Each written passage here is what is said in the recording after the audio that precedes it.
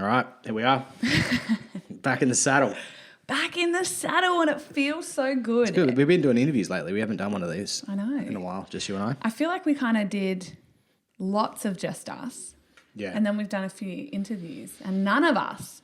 But now we're back, so I'm really excited. And we're talking about a topic today very close to my heart, isn't it, darling? Well, yeah, I wish it wasn't. But it kind of is. No, obviously I think everybody and anybody would wish that this is something that they don't ever have to deal with, but it's a polarity of life. You cannot know light without darkness. You cannot know support without criticism, and you cannot know happiness without sadness. Well, this is the thing about speaking up and voicing your ideas and then being met with criticism and things like that. That's part of the game, right? Exactly. So we haven't even said what we are talking about. Obviously, the title is going to have given it away. But what we are talking about today is how to deal with criticism. Yeah. I don't like the word hater. I've always called them confused admirers. Well, there's a difference between someone who's critical and who is just trying to be a hater. Exactly. So we can start there, because let's preface it by that. Yeah. Haters, this is not a podcast about haters. Haters just can go on hating. Like, haters are always going to hate. Let them be. Like, they're the ones that it's just like delete, block, buy. Yeah. Okay? That's a hater for sure. Like, and I'm going to give you some examples from my inbox just in this past 24 hours. I can absolutely give you multiple examples of that. But then there is people that genuinely feel like they are coming from a place of, sometimes it's not, do you know what? And this is where we're going to help you decipher or discern. But from that place of, I don't know, support or offering their difference of opinion and genuinely think that they're trying to help you or change your mind. And I think it's those comments that often hurt people the most. And often it comes from people in our life. Yeah, totally. But there's also a difference. I think people who are seeking, generally I think you got to try and work out who the people are who are genuinely seeking to understand the way you think, those who have valid criticisms, and those who just want to chop you down for having a different point of view. Yeah. So we have 4 areas that we kind of went through this morning over coffee. We sat together and we were talking about, okay, we want to do this podcast and it's so relative right now for everybody. It's not just for me speaking up and speaking out always about all things. And I said to Morgs, but let's try and succinctly put it in a way that people can take the steps away and really implement them in their life. So the 4 things that we came up with going through, it is specifically me because Morgsy just has to watch it all unfold. The 4 areas that we identified that I do. I just speak up against the dummies on your Instagram. You speak up against the haters. But the 4 areas are, so number 1, and then we're going to dissect it all and go into it. Yeah. Number 1, have boundaries. Number 2, lean into empathy. Number 3, let the comment pass through 3 gates. Is it helpful, respectful, and insightful? And number 4, which is the hardest one, don't take things personally. Yeah. If I took things personally, I would be clinically depressed, never open my mouth again. I think I would add a 5th one even to this. I would probably say be open to having your mind changed as well. Yes. Okay, we're going to put that. Because, that's this whole thing about you kind of don't know what you don't know. There's a lot of stuff out. I think back to when I was 18, I thought I knew nothing. And thought you knew nothing? I thought I knew everything. I was cool. Yeah. You didn't know anything. I was that woke. No, I thought I knew everything. Like when you're 18, you think you've been everywhere. And then when you kind of get into your 20s, you start to realize that there's a few things that, hey, look, there's a possibility that there may be some things that I don't know or understand. And then by the time you're into your 30s, you're like, there's all this stuff out there that I have no idea about, and some of it's fascinating. And that's when you start to realize, I know in the past, I and a lot of people will tend to speak up on things they know nothing about because they think they know a lot about it, right? Mm-hmm. That's this whole Dunning Kruger effect thing. But so I think as I've gotten older, I'm trying to be open to having my mind change, because I know there's a lot that I don't know about. I'm going to add a little 3 words on the end of that. and we'll dissect it. So be open to having your mind changed or being wrong. Yeah. Yes. Yeah. Okay, we'll go into it. Well, I think a lot of the time it's kind of, isn't that self-explanatory? Like if you had to check, if we're talking about like expressing it. Often it is opinion. Like Yeah. often it is opinion. Yeah. Like often it's just, honestly, we are just dealing with opinion. It's not even facts. Yeah. So I think having your mind change, it could be like, yeah, well, I never thought of it from that perspective. Yeah. Versus, holy shit, I didn't even know that science existed. By Yeah. George, Yeah. I'm wrong. Like that. I mean, there's varying degrees of mind changed and actually just humbly being wrong. Yeah. All right. So let's kick it off. So like having boundaries, like what's that about? All right. So the 3 core areas I always say in life that will yield you mammoth success in self-governance is having boundaries. And I'm only going to touch on this today. Actually, I'll probably do a whole podcast on this. So step number 1 is to have boundaries. And then I always say, set standards for yourself.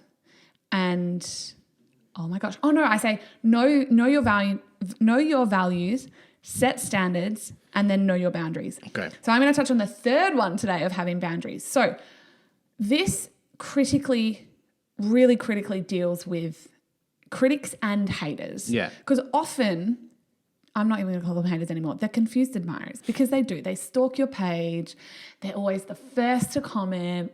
They don't follow you, but they're obsessed with you. This sounds, right? this sounds like someone who has this sounds like a problem that someone who has like a larger following deals with.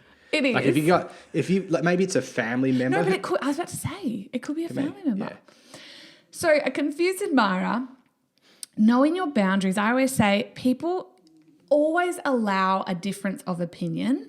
Always. I encourage difference of opinions. And Morgs is going to call me out on this, I think, like later. You sort of said, I'm going to touch on something with this. So I always encourage difference of opinions with my post yesterday. Yeah. Yeah. So I always encourage difference of opinions, right? So there's that. So it's like, yeah, come on, bring it on. Like I'm open to that always. I don't like echo chambers. However, knowing your boundaries is knowing when it's enough and knowing when it's okay to actually just delete and block the person. Although I've just found this button called restrict on Instagram. Oh my God. I said to Aaron, because started reading this book, The Gulag Archipelago, right? Oh, and so I said, good, by the way, guys. I was like, restricting someone is basically like banishing them to the Gulag. No, it is. It is. So know your boundaries. People know they still exist, but they're never heard from again, right? That's it. That's them. You are on the if you're listening to this and you're one of my confused admirers on the restrict list, you deserve to be there. You put yourself in that naughty corner. No, and that's because I have super strong boundaries. So one of my boundaries, to give you an example, is by all means come and have a different opinion when I put things up. And I'm only look, okay, so a couple of boundaries. First of all, if I'm going to be talking about, and I do, right, at the moment, my platform, I am using my education and my background to talk about political things. I am so aware, and you need to be as well, if you are going to speak up, especially in 2020, on hot topics and things of political nature or sensitive nature or spicy nature, people are going to disagree with you. It's hot buttons. Hot buttons. And that's okay, right? So that's okay. I know lots of people are going to disagree with me, and that's okay. Where I have my boundaries, I'm always like, by all means, come and comment, absolutely express your difference of opinion. The moment they start to become rude, disrespectful, I swear like a sailor, but I just, if they swear at swearing as a in context of describing something, as opposed to swearing at you like you're a piece of shit, whatever, you know. So my boundary is have a difference of opinion. I love it. I welcome it. Morgs and we've talked about this multiple times on the podcast. It's like we constantly have difference of opinions. The thing is sorry to jump in there, but I think with a lot of people as well, they think winning an argument is like, if it's a political debate, they think winning an argument is telling you you look like a piece of shit. Yeah. It's like, told her, nailed her, got it, I'm right, right? Anyway, so I always say, it's true though. So I always say, but my boundary is the moment that someone is disrespectful, rude, or swears at myself or somebody else in the comments, because obviously I think my latest post almost has 400 comments. Yeah. If someone, and I watch it, if someone is really rude, which happened last night, they were rude to me, and I'm like, okay, well, I'm going to block you. And then in the interim, I saw them absolutely attack someone else. Yeah. Gone. So that's my boundary. That's not actual debate, right? No. They're ad hominems. So, but explain ad hominem. So an ad hominem is when you attack the person rather than the argument. Say that again. An ad hominem is when you attack the person, not the argument. All right, so I just think it's so important that people learn. Well, I don't think a lot of people do, and this is where this whole thing, right, about I was telling you about the other day. Like, and again, if you know what I'm talking about, and I butchered the explanation of this because it's only something I've really learned about in the last few months, right? This whole Dunning Kruger effect. So there were these two psychologists that conducted a study, and in this study, they are actually able to prove that the people with the lowest education on a topic and the least informed are the most vocal. Right, and they ran this test where they had them debate each other over a topic, but they didn't explain the rules of proper debate. Like you can't use ad hominems, straw man arguments, all this sort of stuff. Yeah. And at the conclusion of the debate, both teams thought they won. Or the team that won, the team that was interviewed thought they won. They thought they smashed it. And when they explained to them, well, no, because you attacked the person, not the argument. You attacked arguments that the other team wasn't making, and you actually lost by a mile. Yeah. They were like, oh, okay, right? Because they could see where the mistakes had been made, right? But the Dunning-Kruger effect also goes on to explain that people who know a little bit know enough to not speak up too much. Yeah. And experts make a mistake of thinking everybody knows as much as they do. Yes, which is so true. Yeah. That's my whole post, DJ. Yeah. So again, if I've done that, if I explained that wrong, too bad. Right? Yeah. I don't take your criticism. So, but that no. So I love you. Yeah. No. So having boundaries is. I actually think that story is a perfect example. Yeah. That even with your family, I have the strongest boundaries known to man. And I'm not just saying against my family. I'm saying against fucking Morgan, everybody. Yeah. Like, I know I will always sit in my truth,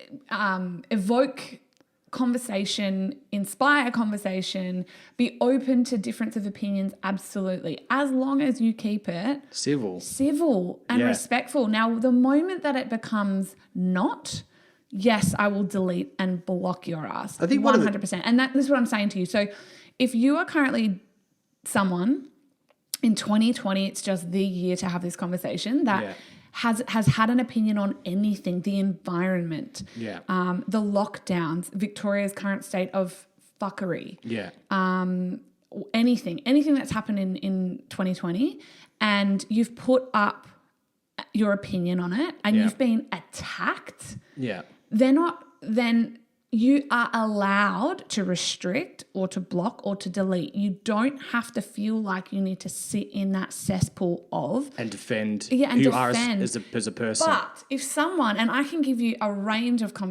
examples, there's been some phenomenal individuals, often, in fact, on every post that I do when it comes to these hot buttons, who will come and they say to me, hey, Anna, I actually have a really different, literally, it's like, hey, Anna, completely respect where you're coming from. I disagree and here are my reasons why, but I really love what you're doing, or I think it's awesome. Yeah. I am their biggest fan. I am like, hey, thanks so much. I love that, you're here so respectfully. And I so respect your position. Awesome. Yeah. And super interesting. Let me know it. Like, by all means, happy for you to engage. And it's the best when you've got a calm, respectful person. Now, the other side to that yesterday was like, you're a piece of shit and you're really ugly. Yeah. It's like, what is this, kindergarten? I literally got a comment like that. It's the kindergarten argument. I literally got a comment like that. Yeah. Another one didn't speak anything. So I posted about, how to take empowered action and, with your political representative. Which, by the way, people on the other side of the debate can just take those same principles and apply it to how they feel about the topic. 100%. So it was just, but if you're encouraging people to become politically active within their electorate, right? People who don't hold the same view as you can do the same thing. I encourage that. Yeah. Wholeheartedly. I'm like, hey, if you have a difference of opinion, you still need to be writing the letters. Yeah, it's not just but I'm just not going to write the letter because that's not my position. A lot of these people, they're ideologues, right? They're dogmatic because they can only adhere to their strict set of political beliefs. And if anybody attacks that, regardless of whether it's true or not, it's like they form their identity around, I'm a, say, Dan Andrews supporter. So to criticize him is to criticize them.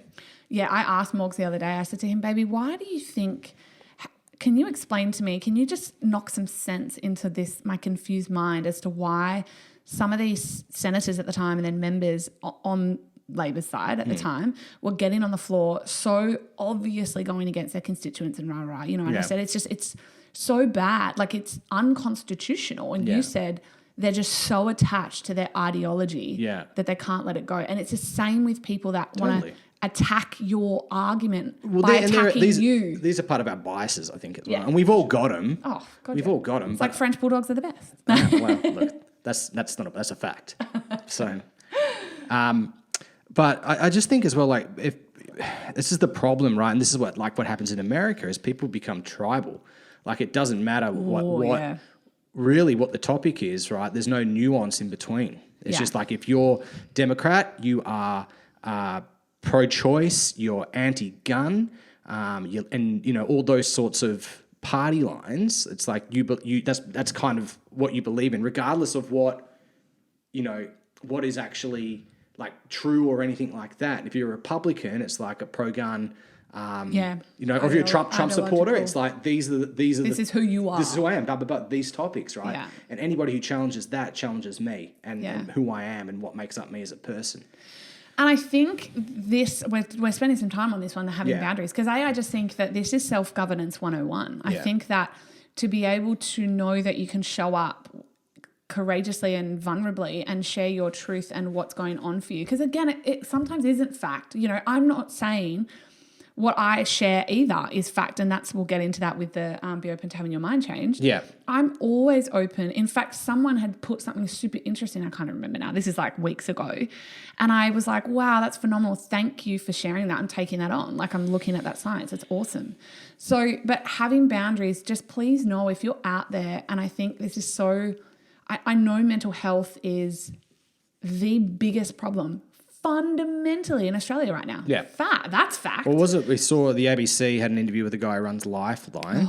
They set a record yesterday for the most calls they've ever received ever. He's actually just come out and written a brilliant but devastating op-ed today. Oh, really? Saying that he is, as the CEO of Lifeline, genuinely concerned for the rates of suicide to come. Yeah. So all those that like attacked, see, and this is the thing, right? Like, when people came out, this is actually a really brilliant thing to speak on. Right. So it's not, and it's devastating, and if you are feeling upset or on the edge, please call Lifeline. But the coroner had come out and given stats, just numbers. It was like, well, actually everyone's saying that suicides haven't increased in this time frame in Victoria specifically are wrong, because here are the facts from the coroner's office. Yeah.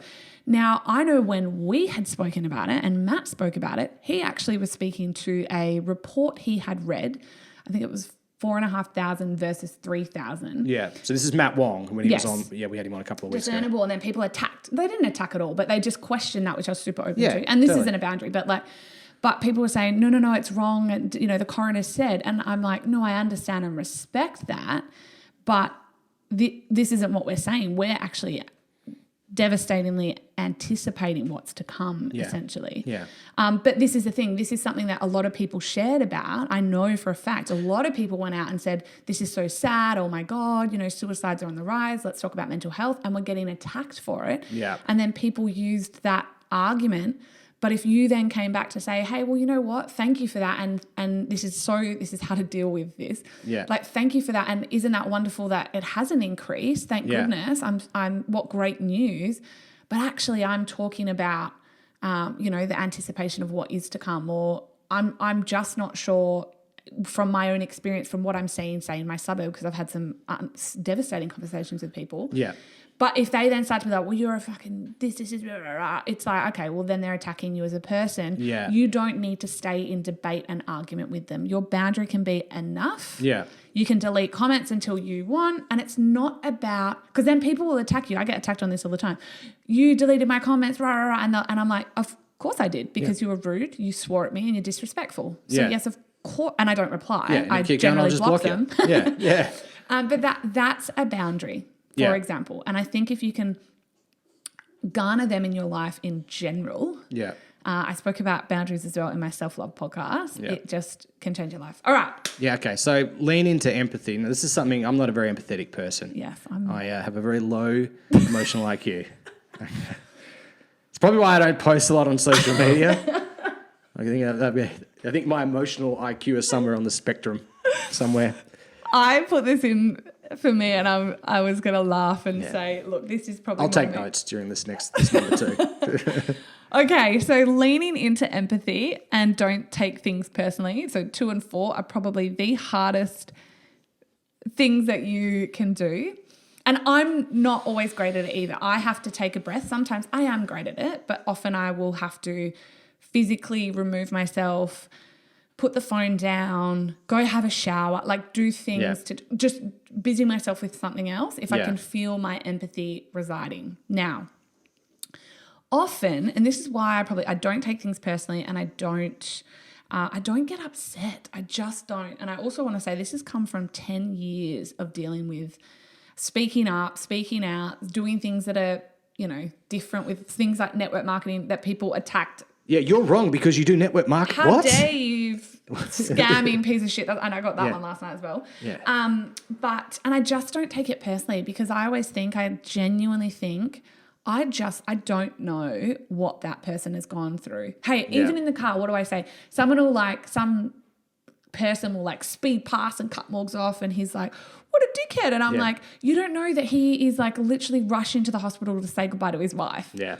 I'm always like, yeah, but baby, you don't know. You don't know.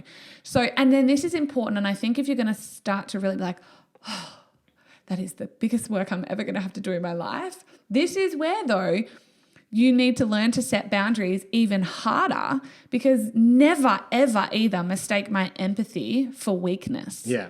And this is what people have to understand about me, that I am very soft and can be very, very empathetic, but I absolutely know when to say enough or fuck you. Yeah. 100%. Yeah, totally. So, and that's when when you have such strong boundaries, you know when to do that and you know when to say that. So I have empathy until the cows come home, because last night I was reading these comments and I actually said to Morgs, I got a really, really rude one.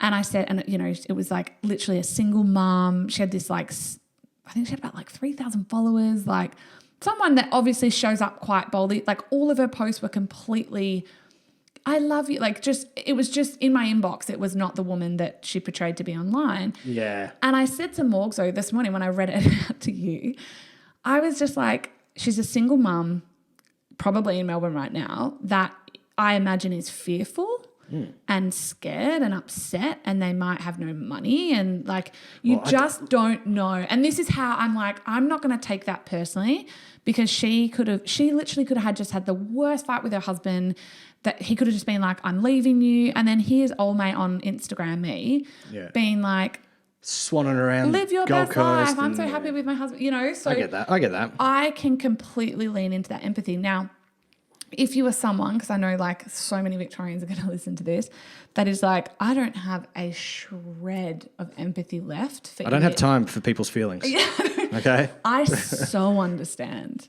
But I think if you want to start, if you're no, but I do want to work on this, the best way to start is it's that old adage of treat people how you wish to be treated. And just think, if I acted out because I was fearful or upset or triggered or really angry, how would I want someone to respond to me? Lean into empathy. Yeah. That's number 2. So okay. I don't, and that's the thing. I don't take, and that's probably why. Well, I think sometimes the way I like to maybe not lean into, it's not necessarily leaning into empathy, it's trying to understand their position. Mm-hmm. And you can do that just by asking questions, right? If someone has a genuine criticism, and I think sometimes when people that genuinely have criticism, there can be an immediate response to feel the need to defend, especially on social media, because no one likes to look wrong, but it's okay to be wrong. This is what people have got to understand. It's okay to change your mind. It's what makes you a human being. Well, that's super important. Say that again. It's okay to be wrong.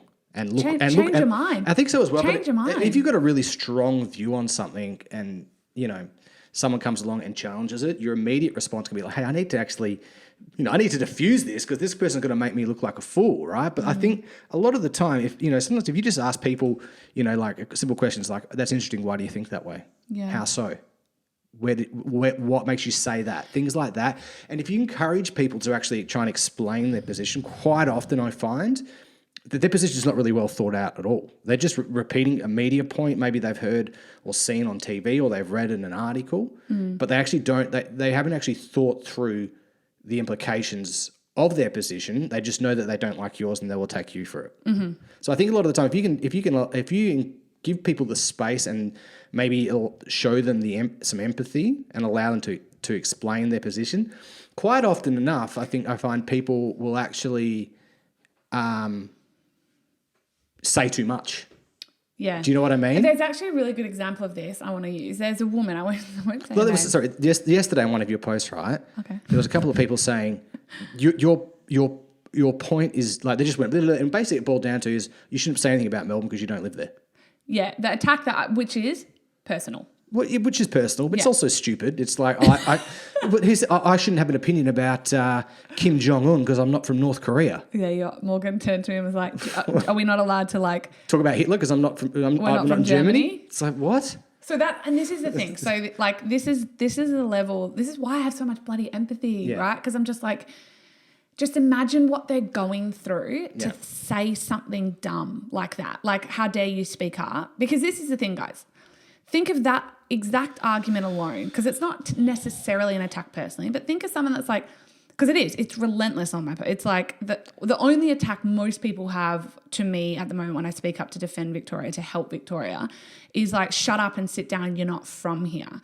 Now, imagine if when the world was trying to help liberate and bring down Hitler, if the Germans were like, shut up, world, sit down, you're not from here. But imagine what that person that says that, because that's the argument. That is their argument. That's what it boils down to. It's like, it's silly. It's like. So I just think they're fearful, upset. I think so as well, but there's also lots of contradiction and hypocrisy and all that as well. It's like 6 months ago when the country was on fire, people were putting up photos of ScoMo like in flames everywhere with like, this is fine. Now the same people are watching grandma get strong-armed and wrestled in the park and they're like, yeah, it's all good. So how can one, you know what I mean? I know. Show some consistency. But at least. This is why I've got the empathy. But this is the power of it. I just understand that in our household, like, as much as I'm like, oh, the poor people. You can't go out because you might kill grandma, but the police mugging her in the park's fine. Which we've witnessed online. All right, so number 3. Let the comment pass through 3 gates. Now, I always say 1 to 3. Yeah. But this, I have to preface this absolutely by saying this is literally only specific to, you're going to know this in a split second. If this is like a confused admirer, like a hater, someone just looking for a fight, or someone that's genuinely trying to seek to understand, or just genuine, like, this is where I think it's powerful. Like, it's okay that people have a difference of opinion, but if they start to sort of attack, ask of the comment, or ask of the conversation, because it could happen at, family dinners or anything as well. But is it helpful, respectful, and or insightful? Yeah. So often if you see me respond to people that you would be like, oh, she should have, and I get often, it's like, oh, you should have just deleted that. And I'm like, well, no, because I think they were genuinely trying to be insightful or helpful, offering their difference of opinion. It's hard to understand. There's no nuance or tone in text. No, I feel it though. I freaking feel it. You make assumptions. Yeah, I can make assumptions that I feel it, but you definitely know. Yeah. But I ask that. So that's generally like my number one thing. And I want to give a really, really good example, because I've been getting this a lot and I genuinely respect it, because I've got boundaries. I absolutely lean into empathy, but I ask these 3 questions. Now, one I haven't gotten a lot. I've had it about 3 times, but just before this podcast, I got it in my inbox. And I've just shared a video of police, like, out of control, yet again, 30 police arresting a man, pushed his kids away, all this stuff. Yeah. Someone messaged me and said, thuggery. You are fear-mongering. Yeah. but they were like, I could genuinely sense, like they said some other, I can't remember exactly, so I don't want to misquote it, but it basically was like, Anna, I'm really trying to follow the things that you do, and some of it's helpful, but I just feel like most of it's fear-mongering. Now that to me is, I mean, it's not helpful necessarily, but it was respectful. She's not being rude. Yeah. And it's insightful because I actually stepped back and literally thought, and I know I talked to you about this, about another one, which was just hilarious to me, that they're like, you're fear-mongering, when I shared the Premier speaking facts. I was like, no. Anyway, but this one, I actually stepped back and I was like, well, no, I need to look at that. Like, I want to look at that. I don't just want to be like, no, I'm not, rah, and get on the defense. I was like, she's being respectful. Like, it's not like, how dare you, blah, blah, blah. She just was like, hey, Anna. And it's insightful because, and this is where it's so important, you get to take that breath and go, well, is this criticism, or do they genuinely think they're being helpful? And you get to defend or come back and reply, but you can do it from that empathetic, thank you so much for that comment, or, wow, that's, it's not my intention at all. And I'm sorry that you are perceiving it as that. And I'm not, but I genuinely do, I hope you're okay. And it just changes that feeling like you're constantly being attacked to, well, sometimes people genuinely think, and often, which leads into number 5, be open to having your mind changed. Often, if they are sort of being a semblance of helpful and respectful, and it is sort of insightful, even if statistics are wrong or things like that, it allows that robust, respectful, considered conversation. Just like, it's kind of like the way they argue in Parliament. Oh, thank the leader of the opposition for his question. It's like, you're not thanking. You don't mean that.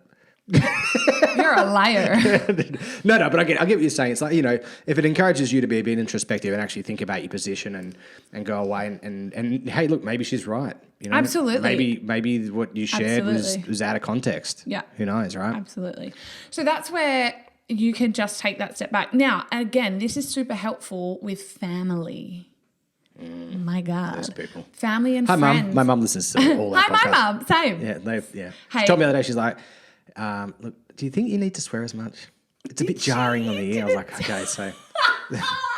So I was like, I'm trying not to swear as much now. Oh my God, Mum thinks she swear. No. Oh, it's got to be in context. Mum listens religiously as well. Her favourite, she told me, was the one with Matt Wong.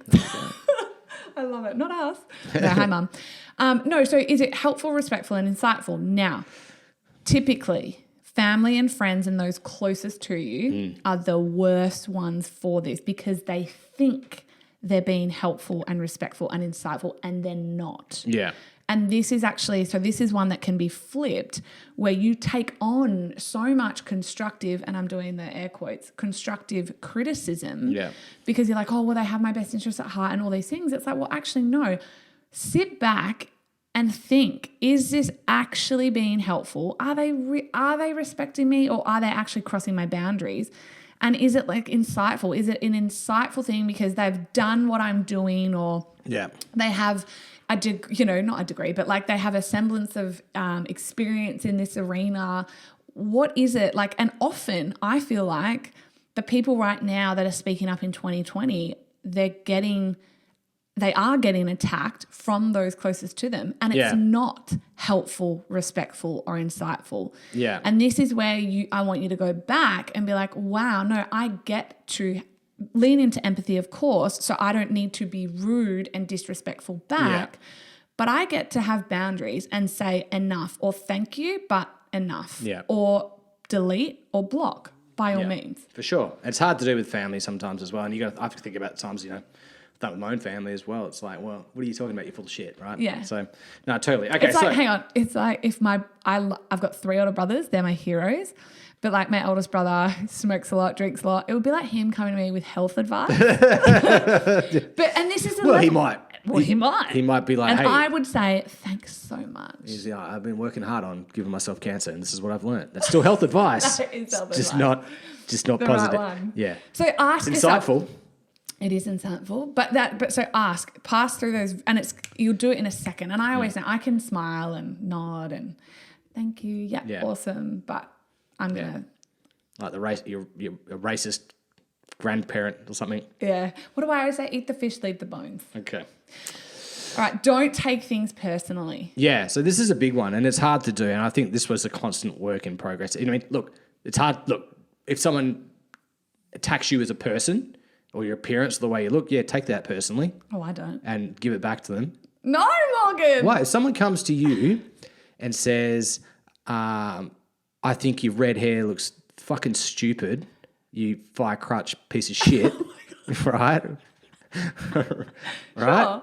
Yeah. Like, you have my permission to turn around and be as childish as you want and say whatever you want about them. Tell them their kids are ugly, whatever it is, right? Go for the low blow. Yeah. Attack their kids. Yeah. No, I just don't give a shit. Straight for the jugular. I just don't take things personally. Now, if you want to start to not, the greatest book that I ever read about this very thing was from Don Miguel Ruiz, The 4 Agreements. Yeah. And the 4th agreement is this. Don't I know take what you're going to say. It's because, anything. again, you mentioned it before. It's like you don't know what's going on for them.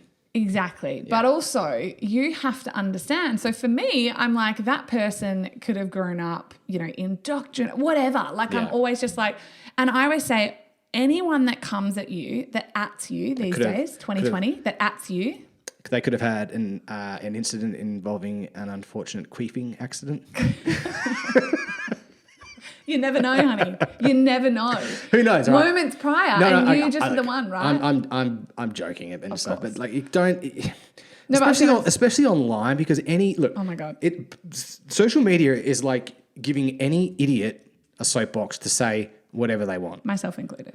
Me too. Yeah. Here we are. This is gonna, Here we are, compadres. Yeah, but I think it's up to me and to you, whoever, right? Zeusy. Zeus gives no zero. Like anybody has a microphone to say whatever they want at the moment, right? And if you are someone who's constantly taking things, it's going to be a long life for you. Yeah, I don't know if we can move forward with you into the next generation. Yeah, no, because sometimes it's better, with people that have strong opinions about certain things, just to water off a duck's back, mate. Don't even enter into it. Sometimes it's better. Look up the word if you don't know. I didn't years ago, but I had this intention to become impervious. I just wanted to become impervious because I had just been hit after hit after hit after hit after hit of hate. Not even, prior to even choosing, how dare I, the profession of network marketing. Yeah. I had lost high school friends because I'd changed my life and I'd gotten off drugs and I, was not popular. What's the word I'm going for? Confident and happy and optimistic, and that's not who I was. So I copped hate for that hate, literal hate. Lost all my friends, and then I joined network marketing, and then it was like got attacked by men. Like I've got story after story after story personally, that because I do live a bolder, louder life. Well, that's the thing. But if you want to do anything, you're going to have critics. That's what I mean. But I was going to say, I'm not religious, but Jesus had critics, right? Jesus had critics. Mother Teresa had critics. Yeah. But what I was going to say is that I was like, I'm either going to let this stop me every single time and let it wipe me out and take me down and put me off course and silence me, or I'm going to just become so impervious and have such strong boundaries, be empathetic, let it pass through 3 gates, that I just don't need to take it personally because it's not my shit, it's theirs. If anyone, literally in 2020, it's at you, that's what they do, they at you. Don't take it personally. And I know it's so easy for me to sit here, not really though, and say it, but because I live it. So I woke up this morning and even Em, if you're listening, our PT, I bounced into our PT session and I'm my normal chirpy self like I bloody always am. And our PT, hey, it was like, oh my God, Anna, I saw your Instagram overnight, are you okay? And I'm like, what do you mean? Yeah. No, of course I'm okay. That's people's opinion. You have to understand they might have had a bad day or blah, blah, blah, blah, blah. You have to become, and it's not about becoming inhumane or non-sympathetic or empathetic. I am the most empathetic person emotional person known to man. I feel everything positively, but not other people's shit. Yeah. If you even want to have a difference of opinion or come at me, even family. I mean, I remember I went through a stage where my eldest brother, even because I have no qualms in talking about this, he himself was going through a lot of shit. But when my first year of network marketing, he disowned me. He was like, I want nothing to do with you. We're best friends. And I still was like, your shit, brother, not mine. Yeah. So this is where you have to become so impervious. Do you know, it was Chopper Reed had a quote. He's like, even Beethoven had critics. Can you name 3? No. No one can. People only remember Beethoven. They don't remember his critics, right? That was right after he stabbed Keithy George in H Division. For those who've seen the movie. Is that what he said? He's bleeding on the ground and stuff. He's like, you're an animal. You stab people, you bash people for no reason. He's like, Beethoven had. No, that's a different scene. Doesn't matter. Great. If you haven't seen it, it's a great movie. It's a great movie. I'm going to watch it again on the weekend. But my point is, always just take a step back and just be like, you know what? It's their stuff. It's not mine. It's not mine to carry. It's not mine to take on.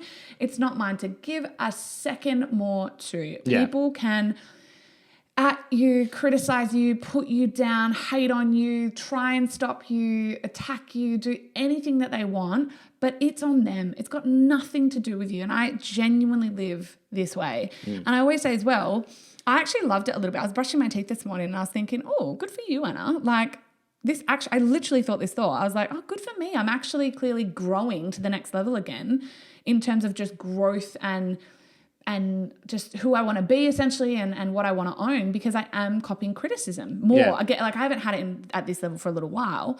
But the thing is, you, and I loved it. and me as well, it kind of motivates us to learn more as well. Yeah. To expand out like our education and understanding of things. Like it's why we're both reading that book. It's like Gulag Archipelago is all about the history of Soviet Russia and the rise of Marxism and communism. Everyone should read that book. Everybody should read that book. It's incredible. Now I'm reading it. I'm like, everyone should listen. It's a hard read though. Like I'm definitely not an avid reader. Far from it. And because it's written in... You're an avid listener though. Yeah, totally. But the book's written in Russian and translated into English. So it's like you've got to like some terminologies of places and things like that. I was like on my phone, like, what is that? Yeah. But it's great. But it's great because he's a chapter ahead of me. So he... Oh, about the same because... I caught up. But you look it up and you're like, babe, oh, what was it? You were like, blah, blah is police.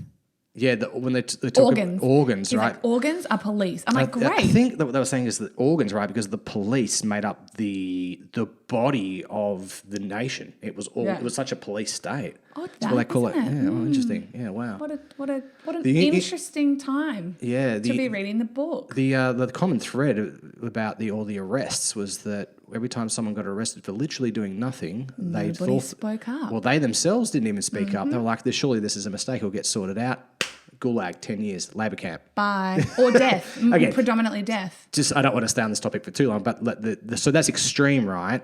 But obviously, with everything that's going on, there's definitely hallmarks of similarities about certain things and that happened during that era that we see happening now. Yeah. 100%. And that's why. So when you know who you are, and this is, okay, like this is, I feel like I want to do a whole podcast on just like, know thyself. Yeah. And it's so funny. I just went to Lisp. I've got a little Lisp and I get hated on for that. Yeah. Like people attack my looks, people attack my speech, and I laugh because I'm like... Do you know what is funny? It's like the people that do it have no profile photo, private account.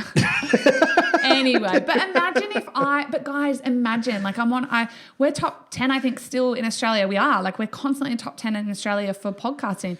Imagine if I let... In our division, category. So self-improvement and education. But imagine if I let those comments like, oh my God, I do have a Lisp. Like, does everybody think that? I don't give a shit. I never really noticed it, but now love my Lisp. But my point is you just cannot take things personally. So if you need help with that, if you're like, that is literally... my biggest problem. Like I let everything affect me. I let people's family is the worst. Like my family is amazing. I feel like we defend now because our family's listening. Mum, if you're listening, you're the best. Families in general are the worst at berating or criticizing or thinking they're being helpful. and then you take it so personally and it takes you out for a couple of hours or days. And I just am calling you on that and saying enough. Yeah. You get to not take things personally anymore and live this kick-ass, loud, courageous, albeit sometimes, yes, you're going to cop criticism, but it doesn't matter because you don't need to take it personally. Mike Tyson has a lisp. I love Mike Tyson. We just listened to his podcast the other day. Yeah, the Joe Rogan. That's great. All right, so number 5, I want you to riff on this the most. So number 5, what did I say number 5 was? I Be wrote open it to having down. your mind changed. Be open to having your mind changed or being wrong. And this is something I think that comes with age. Like I mentioned at the start, right? I think the older you get, the older I get, the more open I am to having my mind changed about things. I think a lot of the time, but it all depends on what your knowledge and your level of understanding is on a topic as well. I think that people, like I said, this whole Dunning Kruger thing, right? People will speak out the most with the least knowledge. So that's why I think it's important for people to just try and understand, hey, maybe there's something I don't know here. Maybe there's something I don't know yet. Maybe this person's right. I actually want to say, I think you are probably the king of this because I have been pretty consistent and vocal in my disdain of the management of Victoria, lots in 2020. Well, look, and you've challenged me brilliantly and beautifully on all of it. Yeah, totally. Literally all of it. Yeah. But you are actually someone with a lot of humility, honey, actually. I'm just having this realization that you start to look, because science changes as well, guys. That's the point of science too. Yeah. So often, right now even, I always think the people that were yay, lockdowns, there's so much science now that's actually that they're so bad.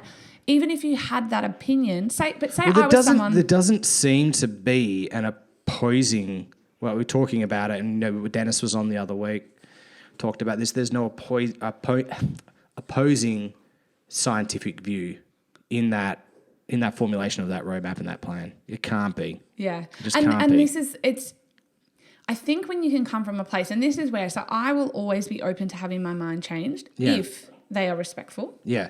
Hey, look, and here's the thing. If the plan that they were using was working, surprise. Keep going, right? Yeah. That's the thing. But we're finding that it's not. Or if it is, it's very, very slow. We've just gone, by the way, back onto, obviously, Victoria's. Yeah, I know. It's a hot topic. I said, let's not talk too much about Melbourne and politics. And it's bang, straight into it. But it's doing more harm than good. And you can challenge that as much as you want. The facts are out there. People were saying back in March, right, that lockdown's not the way to go. Yeah. Right? I've got some, Dr. Sukrad Bhakti, Dr. Joe Kettner, John Leonidas, I can never pronounce his name, right? Stanford professor, head of epidemiology at Stanford University. He's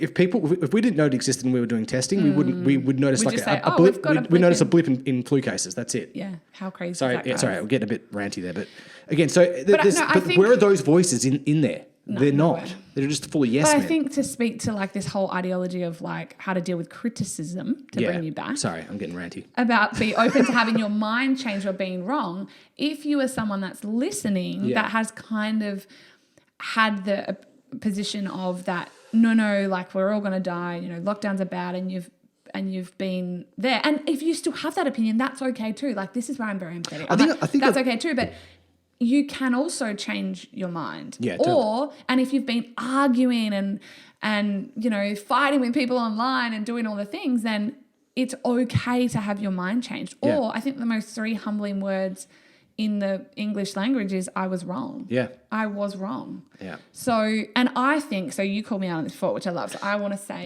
you forget, where I think I was wrong. Yeah. In all of so we're talking about, have boundaries, lean into empathy, let the comment pass through 3 gates, helpful, respectful, insightful, don't take things personally and be open, I say, to being wrong or having your mind changed. In that post I had put up yesterday, I called out the critics before they came because I was this is what I brought up with you. So what I said, wasn't that you called out the critics, right? But you also did it with the people who, you labelled the critics in with the people who are the haters and who just want to slam you as a person and not your argument. And I said, well, that's not really the right way to go about it, because critics and criticism should be welcome and that debate should be allowed to take place. But so what do you want to say? Do you want to say something about that? Because I think you chose poor words. Yes. And so what I'm saying is I believe I was wrong. Yeah. So that's what to I'm saying. say that. So see, like, you can be wrong, Yeah. and it's okay, and the world's not going to end in the sense that if I redid that post, I would just say nothing, to be honest, and just let them come, because then I can govern it still. Well, just say, look, constructive criticism and robust debate, welcome. Yeah. Hateful attacks and ad hominems, you'll be removed and blocked. Hateful people, though, don't even know what ad hominem is. That's the beauty of it. They probably no, and why? But you're some kind of homosexual.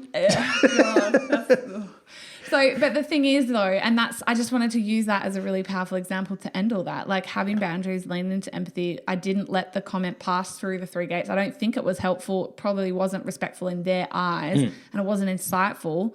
I took things personally. I think that's where the intention came from. Yeah. Because I was like, I'm just sick of it. Like, I was like, I'm just going to nip it in the bud before they come, because I'm sick of the criticism. Yeah. But I don't need to take it It's not the criticism. it's the hate. It's the attacks. It's the attacks. The personal attacks. Criticism I don't mind at all. Yeah. Of the argument. Yeah. For sure. Sure. There's no problems with that. That's good fun to have those conversations. Respectful. Absolutely. Yeah. Exchanges of ideas. And then it's okay to be wrong. So it's like the most perfect example that we could possibly give that. And now everyone's like, oh, if they haven't seen the post, they'll go back. But it's so powerful just to be like, oh, okay, it's okay, I was wrong, or have your mind changed. Yeah. So Absolutely. I hope that helped. Yeah. I don't even know how long we've been going. 52 minutes. Okay, cool. But yeah, about 52 minutes. Yeah, sorry. Yeah. And I just want to say on the mic, actually, before we end, I know we're like, all right, thanks for coming. But I so appreciate, I know we so appreciate, but we so appreciate all of the reviews you guys have left. Yeah. And if you are someone, I'm not even asking for them. I'm not like, oh, go do it. But I cannot tell you how humbling and lovely it is that you guys are listening. Like, you have literally kept us in the top 20 for most of our existence as podcasters, which was not, it's like 3 months. Yeah. But just the reviews, like, when you take the time to write, we read them all. And just thank you so much, because it was scary to start. Actually, hey, if you're listening to this, leave a review in case we get brigaded by people who don't like us. Which happens, by the way, just so you know. Yeah. Yeah, people will come and attack, leaving you low reviews to attack you. Isn't that so fun? But no, we just wanted to say thank you so much. We see them. We just really appreciate it. We know in a busy world, it takes time. So yeah, thank you so much. I hope this podcast served you in some way. I'm grateful too. I love doing this. So sorry if I get a bit ranty there about Melbourne and stuff. And no. Much love to the people in Victoria. And yeah, we love you guys so much. Yeah, we will endure. We will endure. And Victorians, the second we can get down there, we will be down there drinking wine, celebrating. I'm serious, with you all. Yeah. I'm going to throw a big bar party somewhere. Chris Lucas, actually, if you're listening. Let's have a piss up in the park outside Parliament House. Let's do that. Let's do it. No, but yeah, Victoria, we are sending our love in general. And to everybody else, I hope that this inspired some empowered action on allowing yourself to live a bolder, more courageous, more vulnerable life in showing up, speaking your truth, and knowing that it's okay. You don't need to take things personally.